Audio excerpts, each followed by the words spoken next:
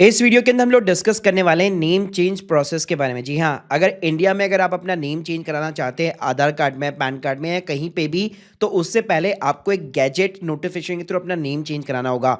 तो उसका क्या प्रोसेस रहता है, कितनी आपकी कॉस्ट लगती है, ऑनलाइन कैसे पॉसिबल है, क्या क्या डॉक्यूमेंट्स लगते हैं, कितनी टाइमलाइन रहती है, कौन उसको यहाँ पे करवा सकता है, उसका एलिजिबिलिटी क्राइटेरिया क्या है, क्या क्या हिडन टर्म्स एंड कंडीशन है, मतलब सारी जानकारी दूंगा स्टेप बाय स्टेप। तो प्लीज पूरा वीडियो जरूर देखिएगा। और स्टार्ट करने से पहले बताना चाहूंगा, अगर अफोर्डेबल कॉस्ट के ऊपर एक प्रोफेशनल से यही पूरा काम अगर आप घर बैठे करवाना चाहते हैं, link in the description box, और आप हमारे 1700 से भी ज्यादा रिव्यूज के ऊपर ट्रस्ट कर सकते हो। पहले बात कर लेते कि रीजन क्या होता है भाई नेम चेंज कराने का। तो बहुत सारे रीजन होते हैं, like due to the marriage and the divorce, कई बार एस्ट्रोलॉजिकल रीजंस भी होते हैं, कई बार रिलीजियन कन्वर्जन होता है, कई बार खुद की प्रेफरेंस होती है कि भाई मुझे नाम पसंद नहीं आ रहा। अब देखो इसकी एलिजिबिलिटी और कंडीशंस क्या है कि एज के अंदर अगर मैं बात करूं तो जिसकी भी 18 प्लस एज है वो खुद यहाँ पे करा सकता है, उसकी खुद की कंसेंट से काम चल जाएगा। लेकिन जो माइनर्स है वहां पे पेरेंटल और गार्डियन का यहाँ पे कंसेंट जरूरी है। और सबसे बड़ा जो सेकंड थिंग है वो है वैलिड रीजन। जी हाँ, आप ऐसे ही भाई अपना नाम चेंज नहीं करा सकते, प्रॉपर आपके पास रीजन होना चाहिए, वैलिड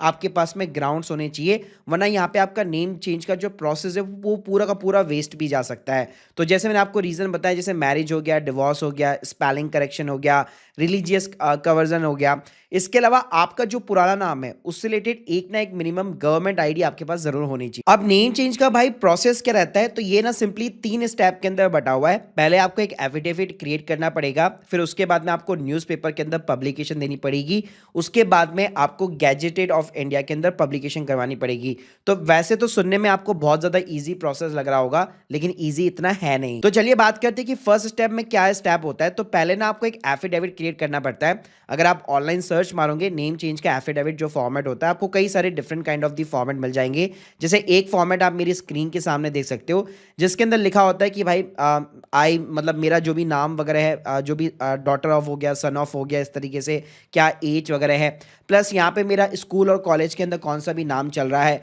लेकिन मैं इस नाम से यहाँ पे हूँ, प्लस रीजन क्या है मेरा नाम चेंज करने का। तो ये सारी चीजें इसके अंदर लिखी होती है। ऐसे यहाँ पे देख सकते हो एक और मेरे पास में फॉर्मेट है, जिसमें मान लीजिए अगर मैरिड के कारण अगर आप नाम चेंज करना चाहते हैं तो उस रीजन के साथ में इस टाइप का फॉर्मेट दिया हुआ है। तो इस तरीके एफिडेविट यहाँ पे आपको बनाने पड़ते हैं स्टैम्प पेपर के ऊपर। अब एफिडेविट में क्या होता है, सिर्फ एफिडेविट बनाने से स्टैम्प पेपर पे काम नहीं चलेगा, वो आपको नोटरी भी कराना पड़ेगा।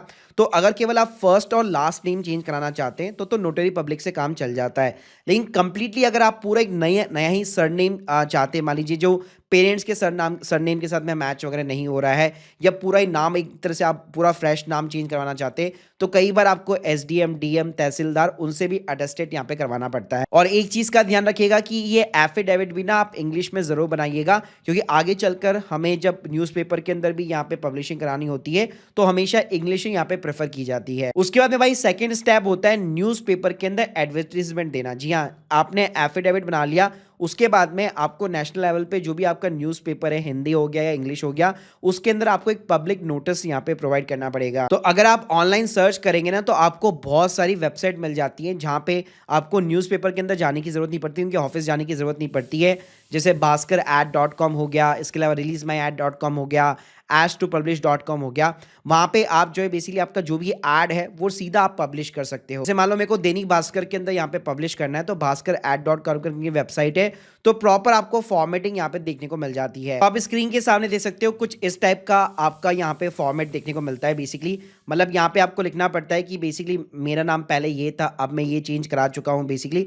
तो इस तरह से आप देखोगे कि न्यूज़पेपर के अंदर एक पूरा अलग से कॉलम बना होता है, तो वहां पे आपका इस टाइप का ऐड यहाँ पे आ जाता है। अब उसके बाद में क्या होता है कि जिस दिन भी वो न्यूज़पेपर यहाँ पे पब्लिश होता है, आपके पास में उसकी ना एक हार्ड कॉपी होनी चाहिए, मतलब सिर्फ कटिंग नहीं होनी चाहिए, पूरा पेपर आपके पास में होना चाहिए। और ये डिजिटल फॉर्मेट में नहीं चलेगा, आपको फिजिकल कॉपी यहाँ पे कलेक्ट करनी पड़ेगी। और जब भी यहाँ पे अगर आप ऐड दे रहे हैं तो उसमें ध्यान रखिएगा आपका ओल्ड नेम मेंशन होना चाहिए, नया नाम मेंशन होना चाहिए, फादर हस्बैंड का नाम हो गया, फुल एड्रेस हो गया, प्लस डिक्लेयर करना है कि आपको मैं नेम के अंदर अपना चेंज कर रहा हूं। अब जैसे एक बार ऐड जा चुकी, एफिडेविट भी आपका रेडी हो चुका है, अब थर्ड स्टेप आता है जो कि सबसे डिफिकल्ट है, वो है गैजेट की एप्लीकेशन। तो यहाँ पे इसके लिए ना एक प्रॉपर गवर्नमेंट का एक ऑफिस बना हुआ है और पूरे इंडिया का काम सिर्फ न्यू दिल्ली के अंदर होता है, तो इस चीज का ध्यान रखिएगा। कंट्रोलर ऑफ पब्लिकेशंस करके पूरा एक डिपार्टमेंट है, department of the publication civil lines के अंदर इसका ऑफिस है। तो बेसिकली आपको यहाँ पे जो है कुछ डॉक्यूमेंट्स के साथ में वहां पे दो तरीके, या तो आप फिजिकल जाकर भी यहाँ पे आप सबमिट कर सकते हो या फिर आप वाया कुरियर भी सबमिट कर सकते हो। लेकिन उसके अंदर आपको क्या क्या चीजें प्रिपेयर करनी है वो मैं आपको बता देता हूँ। तो देखो, एक तो ना आपको एक रिक्वेस्ट लेटर यहाँ पे बनाना पड़ेगा, स्क्रीन के सामने देख सकते हो उस टाइप का आपको एक रिक्वेस्ट लेटर बनाना पड़ेगा कि मैं जो है अपना यहाँ पे नाम चेंज वगैरह कर रहा हूँ, उसका क्या रीजन वगैरह है। उसके बाद में जो आपने एफिडेविट बनाया था, फिर न्यूज़पेपर की कॉपीज वगैरह हो गई, जो आपकी ओल्ड आईडीज है उसके सारे प्रूफ वगैरह हो गए। उसके साथ में 2 पासपोर्ट फोटोज होते हैं विद द क्रॉस सिग्नेचर। और उसके अलावा जो नेम चेंज की यहाँ पे जो प्रेस्क्राइब फॉर्मेट है उसकी भी 2 कॉपी हो गई। और आपको ना एक सीडी भी यहाँ पे बनानी पड़ती है। जी हाँ, जो सीडी आती है, मतलब आप आजकल तो पेन ड्राइव का ज़माना है, लेकिन एक सीडी के अंदर आपको जो है पूरा वर्ड फॉर्मेट के अंदर वो बनाना पड़ेगा। उस सीडी के अंदर आपको स्टोर करना है, राइट करना है, और वो सीडी भी आपको भेजनी पड़ेगी। और उस सीडी के अंदर ध्यान रखिएगा सॉफ्ट कॉपी वर्ड फॉर्मेट के अंदर ही होनी चाहिए, पीडीएफ वगैरह के अंदर नहीं होनी चाहिए। और सिग्नेचर और विटनेस का कॉलम यहाँ पे रिमूव हो जाएगा। और इसके साथ में ना आपको यहाँ पे एक पेमेंट करनी पड़ेगी। गवर्नमेंट की यहाँ पे फीस रहती है बेसिकली नोटिफिकेशन इशू कराने की। तो भारत कोश करके वेबसाइट है, bharatkosh.gov.in करके।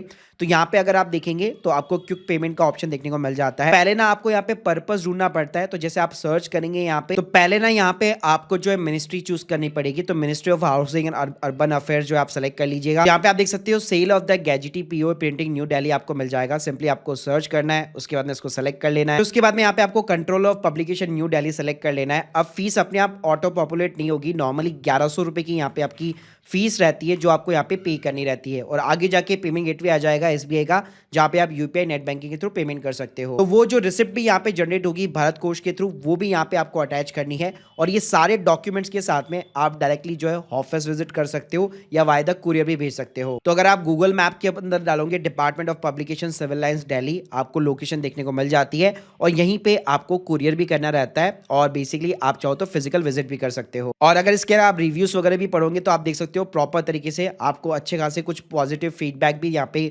गवर्नमेंट ऑफिस के अंदर देखने को मिल सकते हैं। अब बात कर लेते कि फीस कितनी लगती है। तो देखो, एक तो प्रोफेशनल फीस होती है अगर आप किसी लॉयर को इनको हायर करते हो, तो एक होती है आपकी गवर्नमेंट फीस। अगर आप खुद वगैरह करते हो तो देखिए यहाँ पे मैं एफिडेविट या एड देने की कॉस्ट यहाँ पे नहीं बता पाऊंगा, वो डिपेंड करती है सिचुएशन टू सिचुएशन, यानी स्टेट टू स्टेट वगैरह हो गया।